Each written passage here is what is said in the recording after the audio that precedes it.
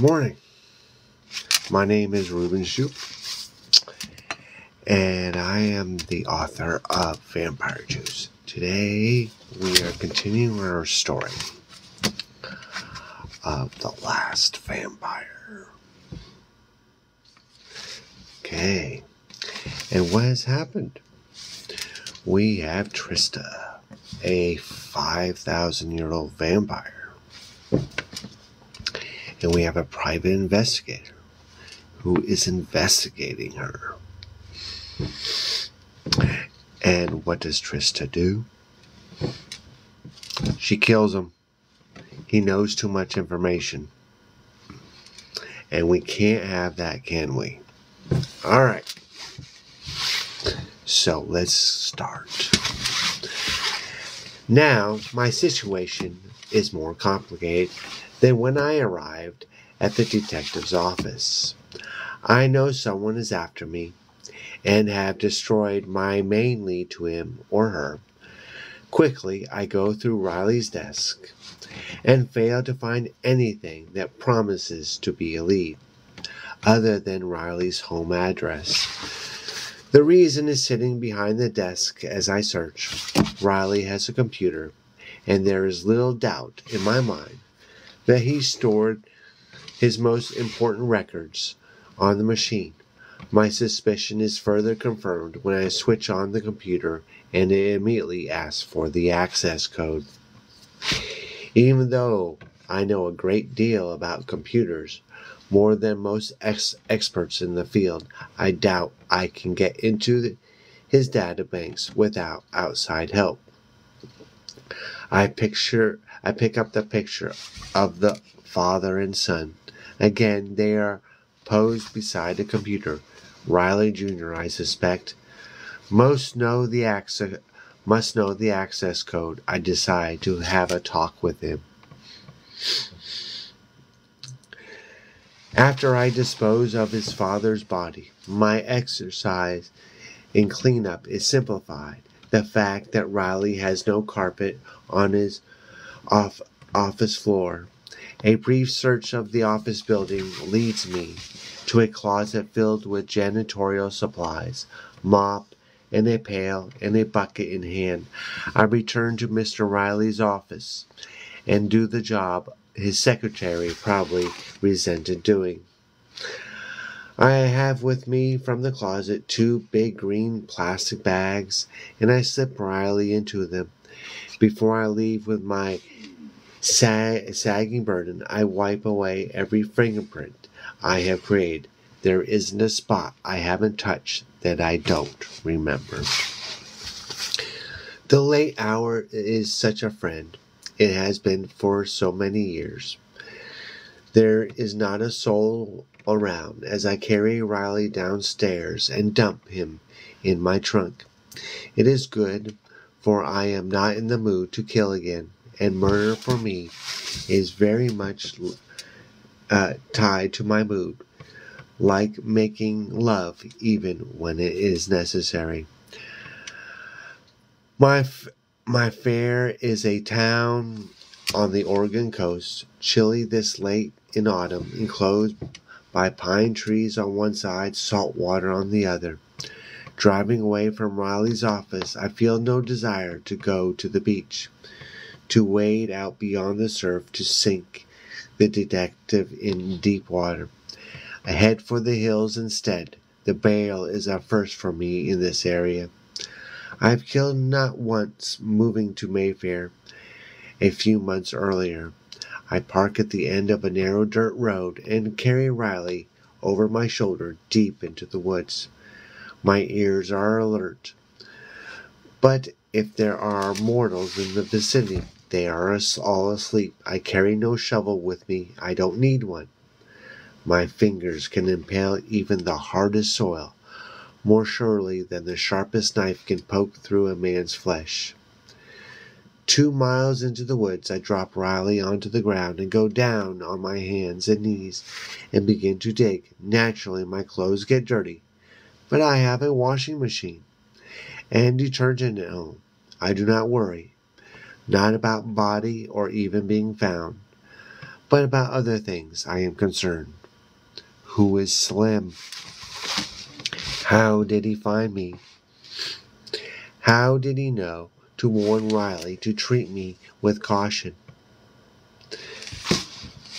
That is a good question. I lay Riley to rest 6 feet under and cover him over in a matter of minutes, without even a whisper of a prayer. Who could I pray to anyway, Krishna? I could very well tell him that I was sorry, although I did tell him that once, after holding the jewel of his life in my bloodthirsty hands, while he was casually brought to our wild party. No, I think Krishna would not to my prayer, even if it was for the soul of one of my victims. Krishna would just laugh and return to his flute, to the song of life, as he called it. But where was the music for those his followers said were already worse than dead? Where was the joy? No, I could not pray to God for Riley, not even for Riley's son. In my home, my mansion by the sea, late at night, I stare at the boy's photo and wonder why he is so familiar to me. His brown eyes are enchanting, so wide and innocent, yet as alert as those of a baby owl seen in the light of the full moon. I wonder if in the days to come I will be burying him beside his father. The thought saddens me. I don't know why. Okay. We are in chapter 2. Alrighty. What do you think is going to happen? I do not need much sleep, 2 hours at most, which I usually take when the sun is at the brightest. Sunlight does affect me, although it is not the mortal enemy Bram Stoker imagined in his tale of Count Dracula. I read the novel Dracula when it first came out in 10 minutes. I have a photographic memory with 100% comprehension. I found the book delicious, unknown to Mr. Stoker. He got to meet a real vampire when I paid him a visit one dreary English evening in the year 1899. I was very sweet to him. I asked him to autograph my book and gave him a big kiss before I left. I almost drank some of his blood. I was tempted, but I thought it would have ruined any chance he would have had at writing a sequel, which I encouraged him to do. Humans are seldom able to dwell for any length on things that truly terrify them, even though the horror writers of the present think otherwise. But Stoker was a perceptive man. He knew there was something unusual about me. I believe he had a bit of a crush on me. But the sun, the eternal flame in the sky, it diminishes my powers. During the day, particularly when the sun is straight up, I often feel drowsy, not so tired that I'm forced to rest, but weary enough that I lose my enthusiasm for things. Also, I am not nearly so quick or strong during the day, although I am still more than a match for any mortal. I do not enjoy the day as much as the night. I love the blurred edges of darker landscapes. Sometimes I dream of visiting Pluto. Yet the next day I am busy at dawn. First I call the 3 businessmen responsible for handling my accounts. So what do you think her plans are? Each located on a different continent, I tell them I am displeased to learn that my finances have been examined. I listen to each protestation of innocence and detect no falsehood in their voices. My admiration to Mr. Riley detecting ability climbs a notch. He must have used subtle means to delve into my affairs, or else he'd had help. Of course I knew he had help. I also believe he turned against the man who sent him to find me. When he realized how rich I was, he must have thought he could score more handsomely by going after me directly. That leads me to suspect that whoever hired Riley does not know the exact details of my life, where I live and such. But I also realize he will notice Riley's disappearance and come looking for whoever killed him. I have time, I believe, but not much. By nature, I prefer to be the hunter, not the hunted. Yes, indeed. I vow I will kill those who hired Riley, as surely as I've wiped him from the face of the earth. I make arrangements through my American businessman to be enrolled in Mayfair High that very day. So she is going to go to high school. The wheels are set in motion, and suddenly I have a new identity. I am Laura Adams, and my guardian, Mrs. Adams, will visit the school with my transcripts and enroll me in as many of Ray Riley's classes as possible. It has not taken me long to learn the son's name. The arm of my influence is as long as the river of blood I have left across history. I will never meet this fake Mrs. Adams, and she will never meet me, unless she should talk about her efforts on Laura's behalf. Then, if that happens, she will never talk again. My associates respect my desire for silence. I pay them for that respect. That night I am restless, thirsty. How often do I need to drink blood? I begin to crave it after a week's time. If a month goes by, I think nothing other than my next dripping throat. I also lose some strength if I go too long, but I do not die without it, at least not readily. I have gone for as long as 6 months without drinking human blood. I only drink animal blood if I am desperate. It is only when I feed from a human that I feel truly satisfied. And I believe it is the life force in the blood that makes me hunger for it more than the physical fluid itself. I do not know how to define the life force except to say that it exists. The feel of the bearing heart when I have a person's vein in my mouth. The heat of their desires. The life force is an animal of a much cruder density. When I suck on a human, it is as if I absorb a portion of the person's essence, their will. It takes a lot of willpower to live for 50 centuries.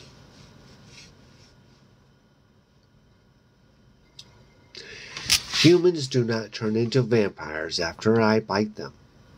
Oh no. Nor do they change into one if they drink my blood. Ooh. Blood that is drunk goes through the digestive tract and is broken down into many parts. I do not know how the legend started that oral exchange could bring about the transformation. I can only make another vampire by exchanging blood with the person, and not as just a little blood. My blood has to overwhelm the other person's system before he or she becomes immortal. Of course, I do not make vampires these days.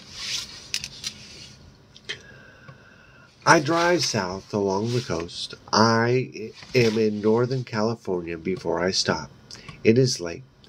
There's a bar off the side of the road, fairly large. I make a smooth entrance. The men look me over, exchange glances with their buddies. The bartender does not ask me for my ID, not after I give him a hard glance. There are many more men than women around. I am searching for a particular type, someone passing through, and I spot a candidate sitting alone in the corner. He is a big, burly, unshaven. His warm jacket is not dirty, but there are oil stains that did not come out from the last cleaning. His face is pleasant enough, sitting behind his frosty beard, but a tad lonely. He is a long-distance truck driver. I know the type. I often drunk from their veins. I sit down in front of him, and he looks up in surprise. I smile. The expression can disarm as well as alarm, but he is happy to see me. He orders me a beer, and we talk. I do not ask if he is married, though it is obvious he is, and he does not bring it up. After a while we leave, and he takes me to a motel, although I would have been satisfied with the back of his truck. I tell him as much, but he pats my leg and shakes his head. He is a gentleman. I won't kill him. It is a while he's undressing me that I bite into his neck. The act makes him sigh with pleasure and lean his head back. He is not really sure what I am doing. He stays in that position the whole time I drink. I hypnotize with the sensation, which to him feels as if he is being caressed from the inside out, with the help of my nails, which to me feels like it always does, sweet and natural as making love, but I do not have sex with him. Instead, I bite the tip of my tongue and let a drop of my blood fall onto his wounds. They heal instantly, leaving no scar, and I lay him down to rest. I have drunk a couple pints. He will sleep deep, maybe wake up with a slight headache. Forget, I whisper in his ear. He won't remember me. They seldom do. The next morning, I sit in Mr. Castro's history class. My cream-colored dress is fashionable on the rich side. The embroidered hem wings 4 inches above my knees. I have very nice legs, and I do not mind showing them off. My long wavy blonde hair hangs loose on my shoulders. I wear no makeup or jewelry. Ray Riley sits to my right, and I study him with interest. Class will begin in 3 minutes. His face has a depth his father's never imagined. He is cut in the mode of many handsome modern youths, with curly brown hair and a chiseled profile. Yet his inner character pushes through his natural beauty and almost makes a mockery of it. The boy is already more than a boy. It shows in his brown eyes, soft but quick, in his silent pauses, as he takes in what his classmates say. He reflects on it, and either accepts or rejects it, not caring what others think. He is his own person, Ray Riley, and I like that about him. He talks to a girl. Ooh. On his right, her name is Pat, and she is clearly his girlfriend. She's a scrawny thing, but with a smile that lights up whenever she looks at Ray. Her manner is assertive, but not pushy, simply full of life. Her hands are always busy, often touching him. I like her as well and wonder if she is going to be an obstacle. For her sake, I hope not. I honestly prefer not to kill young people. Pat's clothes are simple, a blouse and jeans. I suspect her family has a little money, but Ray is dressed sharp. It makes me think of the $1 million I offered his father. Ray does not appear upset. Probably his father often disappears for days at a time. I clear my throat, and he looks over at me. "Hello," he says. "Are you new?" "Hi," I say. "Yes, I just checked in this morning." I offer my dainty hand. "My name's Laura Adams." Ray Riley. He shakes my hand. His touch is warm, his blood healthy. I can smell blood through people's skin and tell if they have any serious ailments, even years before the disease manifests. Ray continues to stare at me, and I bat my long eyelashes. Behind him, Pat has stopped talking to another classmate and looks over. "Where are you from?" he asks. "Colorado." "Really? You have a slight accent." His comment, that means we have 5 minutes. His comment startles me because I am a master at accents. "What accent do you hear?" I ask, genuinely curious. I don't know. English, French, it sounds like a combination. I've lived both in England and France for extended periods of time. I have traveled a lot, I say. Maybe that's what you hear. Must be. He gestures to his side. "Laura, this is my girlfriend, Pat McQueen. Pat, meet Laura Adams." Pat nods. "Hi, Laura." Her manner is not the least defensive. She trusts in Ray's love and in her own. This is going to change, I think. I think of Riley's computer, which I have left in his office. It will not be terribly long before the police come to look around and maybe take the computer away. But I have not taken the machine because I would have no way of explaining to Ray what I was doing with it, much less be able to convince him to open his data file. "Hello, Pat," I say. "Nice to meet you." "Same here," she says. "That's a beautiful dress." "Thank you." I would have preferred to have met Ray without Pat around. Then it would have been easier for him to start a relationship with me without her being between us. Yet I am confident I can gather Ray's interest. What man could resist what I have to offer? My eyes go back to him. "What are we studying in this class?" I ask. Ooh, very manipulative. "European history," he says. "The class just gives a broad overview. Right now we're talking about the French Revolution. Know anything about it?" "I knew Marie Antoinette personally," I lie. I knew of Antoinette, but I was never close to the French nobility, for they were boring. But I was there in the crowd the day Marie Antoinette was beheaded. I actually sighed when the blade sliced across her neck. The guillotine was one of the few methods of execution that disturb me.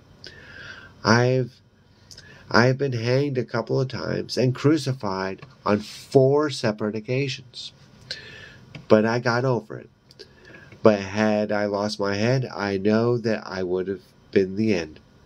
I was there at the start of the French Revolution, but I was in America before it ended. Did she really say, "Let them eat cake"? Ray asked, going along with what he thought was a joke. I believe it was our aunt who said that. The teacher, Mr. Castor, enters the room.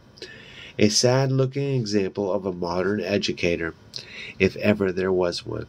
He only smiles at the pretty girls as he strides to the front of the room. He is attractive in an aftershave shaved commercial sort of way. I nod to him. What is he like? Ray shrugs. Not bad, but not good. Ray sizes me up. I think he'll like you. Understood. The class starts. Mr. Castro introduces me to the rest of the students and asks me to stand and talk about myself. I remain seated and say 10 words. Mr. Castro appears put out, but lets it go. The lessons begin. History. What an illusion humanity has of the past. And yet scholars argue the reality of their texts until they are blue in the face, even though something as recent as the Second World War is remembered in a manner that has no feeling for the times. For feelings, no events, is to me the essence of history. The majority of people recollect World War II as the great adventure against impossible odds, while it was nothing but an unceasing parade of suffering. How quickly mortals forget, but I forget nothing. Even I, a bloodthirsty harlot, if ever there was one, have never witnessed a glorious war. Mr. Castro has no feeling for the past. He doesn't even have his facts straight. And at that point, we have to stop. I have to go to work. My name is Ruben Shoup. I am the YA horror author of Vampire Juice. It is a YA mystery adventure with teen romance. If you like things like Fear Street, The Lost Boys, then you may like Vampire Juice. My link is in the bio. I'd like to thank everyone for watching, and I will see you tomorrow.